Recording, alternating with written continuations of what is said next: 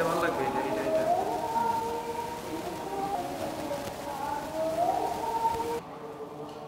জোড়াসাঁকো ঠাকুরবাড়ির যে অংশে আমরা দাঁড়িয়ে আছি এটার বয়স 225 বছর।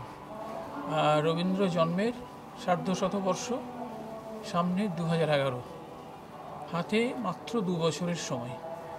এই বাড়িটার পূর্ণাঙ্গ সংস্কার ছাড়া একে তার গৌরবের জায়গায় প্রতিষ্ঠিত রাখা এবং আগামী প্রজন্মের হাতে তুলে দেওয়া প্রায় অসম্ভব। এখন কয়েক হাজার ছাত্রছাত্রী চারপাশে ঘুরবে, ক্লাস করবে, প্রতিদিনকার এই যে হই হট্টগোল, সেইটার মধ্যে এই সংস্কার সম্ভব না। সেই কারণে অনেক দিন আগে পশ্চিমবঙ্গ সরকার এবং বলতে গেলে আমাদের ভারত সরকারেরও সেখানে দৃষ্টি ছিল যে এই বাড়িটিকে এবং এই প্রাঙ্গণটিকে একটি হেরিটেজ কমপ্লেক্স হিসাবে ভেবে সেইভাবে এটার রক্ষণাবেক্ষণের জন্য উদ্যোগ নিতে হবে। আমরা সেই পরিকল্পনা এবং সেই চিন্তা মাফিকই আমাদের বিদ্যা বিভাগগুলোকে পরবর্তী দ্বিতীয় যে আমাদের প্রাঙ্গণ আছে মরকতকুঞ্জ প্রাঙ্গণ, সেটা ঠাকুরবাড়ির একটা অংশ, সেখানে পাঠিয়ে দিয়েছি। আর এটার সংস্কারের কাজ শুরু করে দিয়েছি। এই বাড়িটাকে আমরা প্রতিদিনকার ছাত্রছাত্রীর যে যাতায়াত, ভিড় ইত্যাদি, সেটা থেকে মুক্ত করে অন্যভাবে রবীন্দ্র সংস্কৃতি চর্চা এবং প্রসারের কেন্দ্র হিসাবে গড়ে তুলতে চাইছি। যেমন আমাদের যে রবীন্দ্র প্রদর্শনশালা, সেটি আসলে অনেক বড় আকারে করবার কথা। একটা অংশ তো হয়েছে, মূল পরিকল্পনা ছিল প্রতিষ্ঠার সময়ে যে রবীন্দ্রনাথ তাকে তার বিশ্ব পরিক্রমার যত দিক আছে সেই অংশটা আমরা তুলে ধরব। ঠাকুরবাড়ির অন্যান্য যেসব কৃতি সন্তানেরা, স্ত্রী পুরুষ সকলকে নিয়ে প্রদর্শনশালায় আমরা প্রদর্শনের ব্যবস্থা রাখব এবং 19 শতকের এই উপমহাদেশের যে বৌদ্ধিক নবজাগরণের প্রক্রিয়া, তাকে পুষ্ট করা, তাকে সংহত করা, তাকে নেতৃত্ব দেওয়ার ক্ষেত্রে তদানীন্তন মনীষীদের যে দান এবং ঠাকুরবাড়ির সম্পর্কে এর সঙ্গে তাদের যে সম্পর্ক, এই সবটাকেই আমরা এই প্রাঙ্গণে প্রদর্শনশালার মধ্যে ধরে রাখতে চাই। এই জন্যে ওই ক্লাস ইত্যাদি চালু রেখে সম্ভব না। আমরা পুরো বাড়িটাকে ওই জন্য সংস্কার করে ওই কাজটা করতে চাইছি। স্যার, আপনি জানেন যে বাংলাদেশের একটা উদ্যোগ আমরা করেছিলাম বিশ্ববিদ্যালয়ের পক্ষ থেকেই, যে রবীন্দ্রনাথের যত নিবাস, যত জায়গায় উনি থেকেছেন, সেই সব জায়গাতে রবীন্দ্র স্মৃতি রক্ষিত হোক, এটা আমাদের দাবি হবে। আমরা সকলের কাছে আহ্বান করছি, অনুরোধ করছি। আমি ধরুন আমেদাবাদের শাহিবাগ, সেখানে যে বাড়িটি আছে সেটি অন্য কাজে ব্যবহৃত হচ্ছে, আমাদের সঙ্গে লেখাপত্র চলছে এবং আমরা মনে করছি সেটা সম্ভব হবে যে একটি অংশে অন্তত রবীন্দ্রনাথের স্মৃতি ধরে রাখার জন্যে উপযুক্ত প্রদর্শনীর একটা আয়োজন।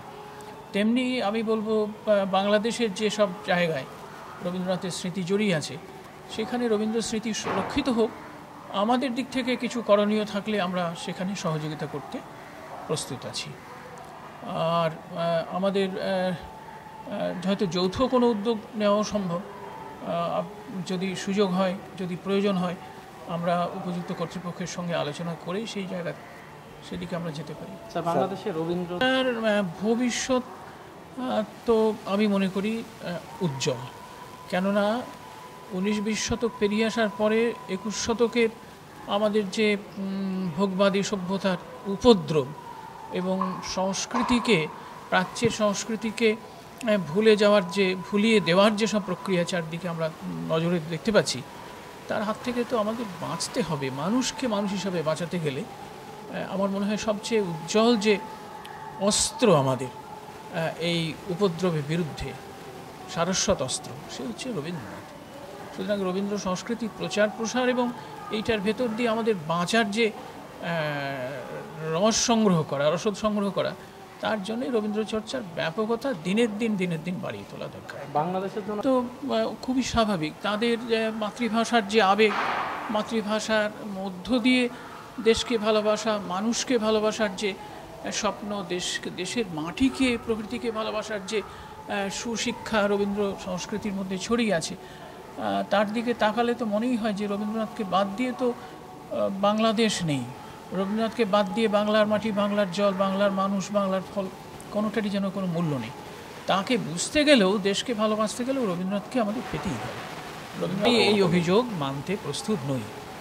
আমরা পরিষ্কার লক্ষ্য করে দেখেছি যে বাংলা চর্চা একেবারেই কমে যায়নি, বাংলা মাধ্যমের শিক্ষা প্রতিষ্ঠান মরে যায়নি।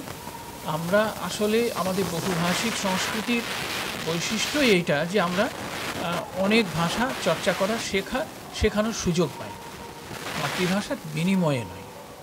এবং যদি কোনো জায়গায় কোনো মানুষের মনে এক বিন্দু মনে হয়ে থাকে যে মাতৃভাষার বিকল্প আর কিছু, তাদের সঙ্গে তো আমরা একমত নই। না শিখলে অন্য কোনো ভাষা শেখার কোনো মানে হয় না। আর আমরা ধরুন আমার বিশ্ববিদ্যালয়, আমারই কারো তো কোনো ব্যাঘাত আমি দেখিনি। বাংলাতে বহু কাগজপত্র তো প্রকাশ করেন প্রশাসনেও। আমাদের আন্তর্জাতিক মাতৃভাষা দিবসের প্রেক্ষিতেই আমি বলছি, তাহলে তো সারা পৃথিবীর সামনে বুক খুলে গর্ব করবার আমাদের জায়গা। আমাদের ভাষিক সংখ্যা হিসেবে আপনি চীনের যে ভাষা, বিরাট অঞ্চল, বাংলাদেশ এবং আরও ছড়িয়ে থাকা ভারত উপমহাদেশ এবং তার বাইরে বাংলা ভাষাভাষীর সংখ্যা যত কোটি, আমরা তো